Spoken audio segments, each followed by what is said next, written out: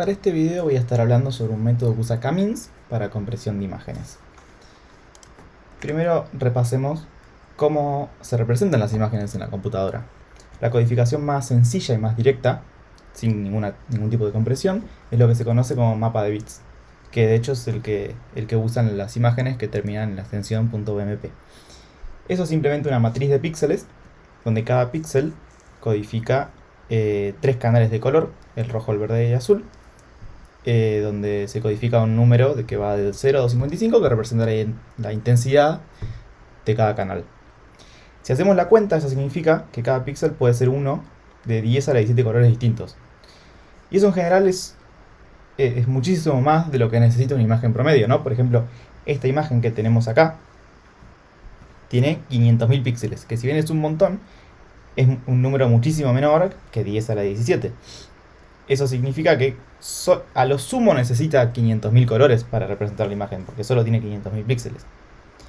Entonces la idea del método es tratar de reducir esa paleta de colores para una imagen dada, de forma que se agrupan píxeles por similitud de color, sin importar la posición relativa en la imagen, y una vez que tenemos armados muchos grupitos, a cada grupito asignarle un único color. Bien, lo primero que hay que entender es que las imágenes son datasets. Podemos pensar que cada píxel de la imagen es un punto que vive en R3, donde cada coordenada es uno de estas tres canales de color. Otra cosa importante es que podemos ver en este scatterplot donde tenemos tres imágenes distintas, es que las coordenadas, los colores de los canales de color de cada píxel entre sí no son para nada independientes. Por ejemplo, acá podemos ver que los píxeles que son más verdes también suelen ser más rojos, o también puede ser que los píxeles que son más azules también suelen ser más verdes. Y esto nos da lugar a aplicar métodos estadísticos o de segmentación como el que vamos a usar ahora. Por ejemplo, lo que estamos viendo acá es la imagen del perro que estábamos viendo antes, solo que con forma de pair plot de cada uno de sus píxeles.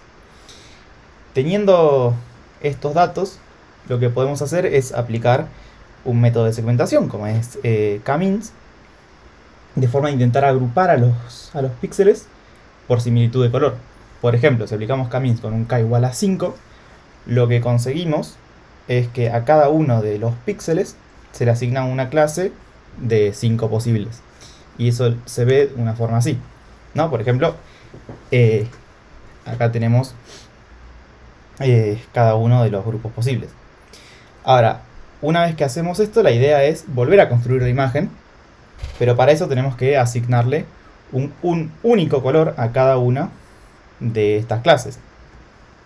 Ahora bien, ¿qué color se elige? ¿Cuál sería el más indicado? Bueno, la idea más intuitiva es asignarle la media de cada uno de estos grupitos a todos los píxeles pertenecientes a cada grupo. Y eso no es otra cosa que el centro del clúster, ¿no? Porque usando K-means, el centro del clúster es directamente la media de cada clase.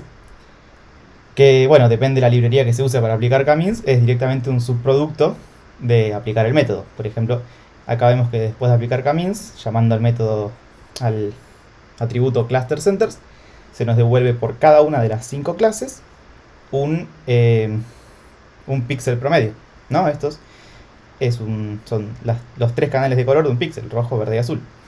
Y acá un dato menor, la media de cada clúster puede perfectamente ser un número con decimal, como vemos acá. Y para un píxel necesito números enteros, pero eso es solamente cuestión de redondear y listo. Bien, una vez que reconstruimos las imágenes, lo que conseguimos es algo así, donde acá tenemos nuestra imagen original y lo que vemos es que incluso solo usando una paleta de dos colores distintos, ya encontramos algo que se parece a un perro, que es algo bastante impresionante, ¿no? Porque solo con dos colores podemos distinguir un perro de la imagen original. Obviamente esto que es un sillón acá no se entiende, y tampoco se entiende qué está pasando en el fondo, pero que es un perro se entiende perfectamente. Es más, con tres colores también vemos los distintos colores que tiene el pelaje del perro. Esto ya se entiende un poco más, que es un sillón, y el fondo sigue siendo un poco difícil. Y lo que es evidente es que a medida que vamos subiendo la cantidad de clases, la cantidad de colores posibles que permitimos a la imagen usar, más nítida se vuelve la imagen. Ya acá con 64 clusters, salvo por ahí un poco por el fondo, la imagen es casi indistinguible al original. Que el original, recordemos que tiene la posibilidad de usar muchísimos colores, porque cada píxel podría ser de 1 de 10 a de 17 colores distintos. Esos son 100 billones de colores posibles. Y acá solamente estamos usando 64 y tenemos un resultado muy parecido. Ahora bien, este método no es igual de eficiente y no funciona tan bien en cualquier imagen. Por ejemplo, en estas dos imágenes funciona bastante bien, incluso con baja cantidad de colores.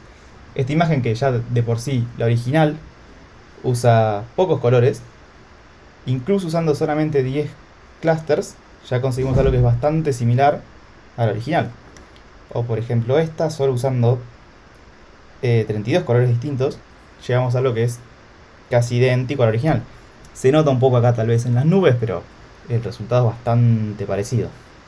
Bueno, y de la misma forma que tenemos imágenes que funcionan muy bien, también hay imágenes que funcionan muy mal.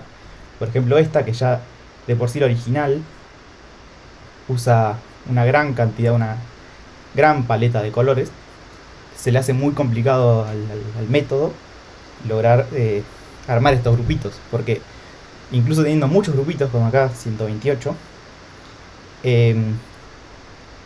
no alcanza con un único color. De hecho, se nota mucho que no es parecida a la imagen original. Parece que hay un filtro de por medio. Ahora bien, ¿dónde ocurre la compresión en todo esto? Porque hasta ahora solo agarramos imágenes que se veían bien y las emperamos un poquito. Bueno, para esto hagamos esta pequeña comparación, ¿no? Dijimos que un píxel de una imagen en un mapa de bits son 3 canales de color, donde cada uno es un número de hasta 255, y eso se puede codificar con 3 bytes, uno por cada canal. Y esos son 24 bits. Entonces, una imagen es ancho por altura píxeles, donde cada uno es 24 bits. Entonces, por ejemplo, la imagen del perro que veíamos al principio tiene 848 píxeles de ancho, 565 de alto. Cada píxel son 24 bits. Si hacemos la cuenta, eso es más o menos 1.5 megas. Ahora bien, una imagen que pasó por este proceso de compresión, un píxel no necesita los 24 bits para ser codificado. Solamente hace falta codificar a qué clase de las K posibles pertenece.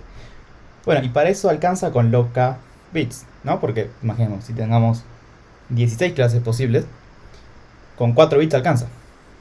Entonces, una imagen va a tener ancho por altura píxeles, donde cada píxel es log K bits, pero además tenemos que encontrar la forma de tenemos que decir qué color corresponde a cada clase, y eso hay que guardarlo en algún lado.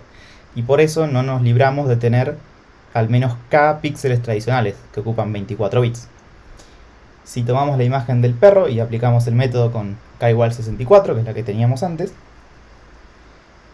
la imagen tiene 848 píxeles de ancho, 565 de alto, y eso es igual que antes, por 6 bits, porque el log base 2 de 64 es 6, más 64 por 24 bits, que es un píxel tradicional, y eso es más o menos 400K, que si bien no es impresionante, sigue siendo el 25%, solamente el 25% de lo que pesaba antes la imagen. Un dato interesante acá, que acá se entiende perfecto, que este método no reduce la cantidad de píxeles que tiene la imagen, siguen siendo cerca de 500.000 píxeles. Solo se concentra en reducir la codificación de cada píxel. Bien, y por último,